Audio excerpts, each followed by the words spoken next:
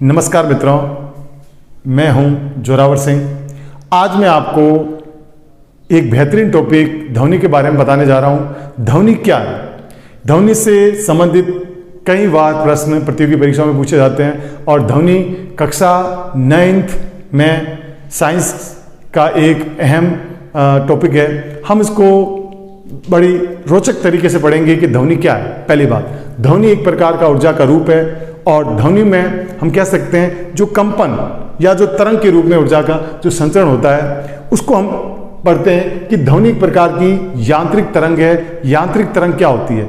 यांत्रिक तरंग वो तरंग होती है जिसको चलने के लिए माध्यम की आवश्यकता होती है, अर्थात ऐसी तरंग जो माध्यम के साथ चलती है उसे हम यांत्रिक तरंग कहते हैं। और जो तरंग माध्यम के बगैर चलती है उसे हम विद्युत चुंबकीय तरंग कहते हैं, अर्थात इसमें माध्यम जरूरी है। ये बात ध्यान रखनी है, माध्यम जरूरी है। दूसरी बात, ध्वनि एक अनुदैर्ध्य तरंग है। अनुदैर्ध्य तरंग का मतलब क्या है? यांत्रिक तरंग दो प्रकार की हम यहाँ कंसिडर यहाँ पे हम देख रहे हैं कि अनुदैर्ध्य तरंग क्या है। अनुदैर्ध्य तरंग वो है कि यदि तरंग संचरण की दिशा, अगर हम इसको इस तरह से देख सकते हैं, तरंग संचरण की दिशा, जैसे ये तरंग संचरण की दिशा है, तरंग इस दिशा में जा रही है, तो जो कणों की गति होगी, कणों की गति वो कैसी होगी? आगे पीछे। कैसी होगी? आगे पीछे। इसका मतलब समानांतर होगी। यदि हम कह रहे हैं कि तरंग इस दिशा में जा रही है तो कणों की गति आगे पीछे होगी, समानांतर होगी, तो इसे हम बोलेंगे अनुदैर्ध्य तरंग। यदि तरंग संचरण की दिशा ऐसे है और कणों की गति ऊपर नीचे है, लंबवत है, ऊपर नीचे है, लंबवत है, तो अब हम उसे बोलेंगे अनुप्रस्थ तरंग। अनुप्रस्थ। और जिसमें तरंग संचरण की दिशा में कणों की गति समानांतर होती है उसे हम बोलते हैं अनुदैर्ध्य तरंग। क्या बोलते हैं? अनुदैर्ध्य तरंग। एक बात तो हमें मालूम पड़ गई, ध्वनि में तरंग संचरण की दिशा के समानांतर कणों की गति होती है आगे पीछे। संपीड़न विरलन, संपीड़न विरलन, संपीड़न विरलन। जैसे स्प्रिंग में हम एक तरफ संकुचित करते हैं तो आगे वाला भाग विरलित होता है या फैलता है, संकुचन, फैलना। इसी प्रकार ये जो अनुदैर्ध्य तरंग है इसमें भी संपीड़न और विरलन, या हम कह सकते हैं तरंग संचरण की दिशा में कणों की गति समानांतर होती है। नेक्स्ट, ध्वनि में ध्रुवण की घटना नहीं होती, इसलिए ध्वनि की तरंग अनुदैर्ध्य तरंग है। और प्रकाश में ध्रुवण की घटना होती है और प्रकाश की तरंग आपको मालूम है अनुप्रस्थ तरंग है। ध्वनि की आवृत्ति, आवृत्ति का मात्रक क्या होता है? हर्ट्ज, जिसको हम HZ में लिखते हैं। और ध्वनि की तीव्रता का मात्रक होता है डेसिबेल, डेसिबेल। और हम ये जानते हैं कि ध्वनि की जो आवृत्ति होती है, इस आवृत्ति क्या है? प्रति सेकंड होने वाले कंपनों की संख्या को हम आवृत्ति कहते हैं। प्रति सेकंड होने वाले कंपनों की संख्या को हम क्या बोलते हैं? आवृत्ति। और आवृत्ति का मात्रक क्या होता है? हर्ट्ज। अब ध्वनि की चाल की बात करें, ध्वनि की चाल सबसे ज्यादा किसमें होती है? ठोस में, फिर द्रव में उससे कम और गैस में सबसे कम।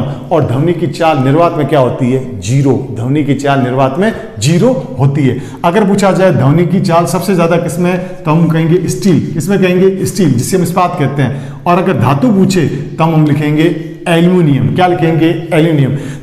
ध्वनि की चाल सर्वाधिक होती है एल्यूमिनियम में। ध्वनि की चाल सर्वाधिक होती है, धातु कौन सी है? एल्यूमिनियम। और ध्वनि की चाल स्टील में भी होती है, स्टील में भी सर्वाधिक होती है। लेकिन स्टील और एल्यूमिनियम दोनों ऑप्शन में आ जाए तब आप ऑप्शन में क्या लिखोगे? Aluminium, aluminium. अब ध्वनि को आवृत्ति के आधार पे हम 3 भागों में बांटते हैं। हमने प्रकाश को भी बांटा था, प्रकाश को हमने तरंग दैर्ध्य के आधार पे बांटा था। तरंग दैर्ध्य और आवृत्ति में उल्टा संबंध होता है। हमने प्रकाश को तरंग दैर्ध्य के आधार पे बांटा था तो हमने क्या देखा था कि जो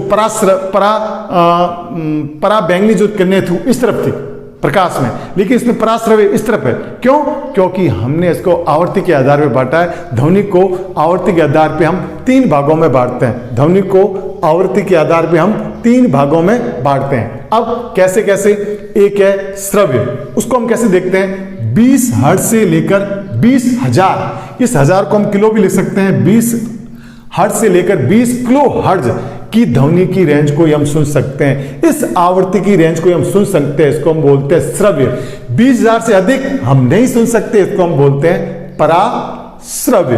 और 20 से कम को भी हम नहीं सुन सकते, इसको हम बोलते हैं अपश्रव्य।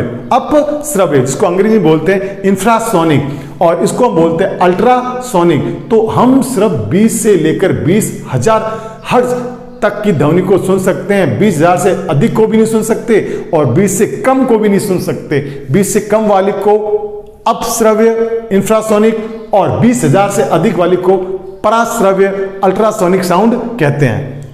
अब इसके उपयोग देखते हैं कि अल्ट्रासाउंड क्या क्या उपयोग है। तो पहला इसका उपयोग है सोनोग्राफी में। सोनोग्राफी में जो गर्भवती महिला के गर्भ में जो शिशु है उसकी जांच करने के लिए जो सोनोग्राफी करते हैं उसमें भी कौन सी तरंगे होती है, पराश्रव्य। जो हमारे शरीर के कोमल अंग होते हैं उनकी कोमल अंगों की अंतरंगों की जांच करने के लिए हम सोनोग्राफी कराते हैं और सोनोग्राफी में तरंगे कौन सी है, पराश्रव्य। जो कठोर अंग होते हैं उसके लिए हम एक्सरे लेते हैं और कोमल अंग के लिए हम क्या कराते हैं, सोनोग्राफी। चमगादड़ जो रात्रि में उड़ता है वो अपने मुंह से एक तरंगे छोड़ता है, उस तरंगों का नाम क्या है, पराश्रव्य अल्ट्रासाउंड। वो तरंगे किसी पहाड़ या चट्टान से टकराती है और टकरा के वापिस आती है चमगादड़ के पास और चमगादड़ को मालूम पड़ जाता है कि सामने कोई रुकावट है या बाधा या चट्टान है। तो चमगादड़ भी रात्रि को उड़ते समय कौन सी तरंगों का यूज करता है, पराश्रव्य। तीसरा यहां में लिखा है सोनार। सोनार क्या है, ये sonar sound navigation and ranging, SO बोले तो साउंड, इसका मतलब है साउंड, इसका मतलब नेविगेशन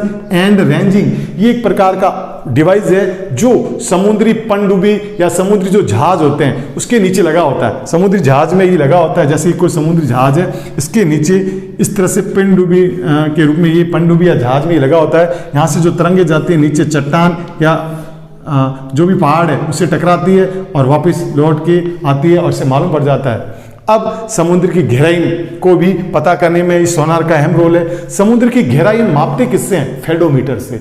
समुद्र की गहराई फेडोमीटर से मापते हैं और समुद्र के नीचे कोई चट्टान या कोई अवरोध या बाधा पता लगाने के लिए समुद्री जहाज में जो उपकरण लगा होता है उसको क्या बोलते हैं, सोनार। और ये सोनार कौन सी तरंगों का यूज करता है, पराश्रव्य या अल्ट्रासाउंड। जो हमारी मशीनी पुर्जे होते हैं, इंजन होते हैं, टेढ़े मेढ़े सर्पिलाकार इंजन होते हैं, उनकी भी सफाई करने के लिए हम कौन सी तरंगे यूज करते हैं, पराश्रव्य।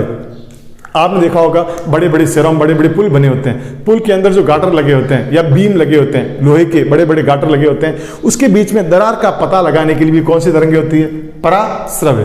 पुल के मध्य दरार का पता लगाने की भी तरंगे कौन सी होती है, पराश्रव्य।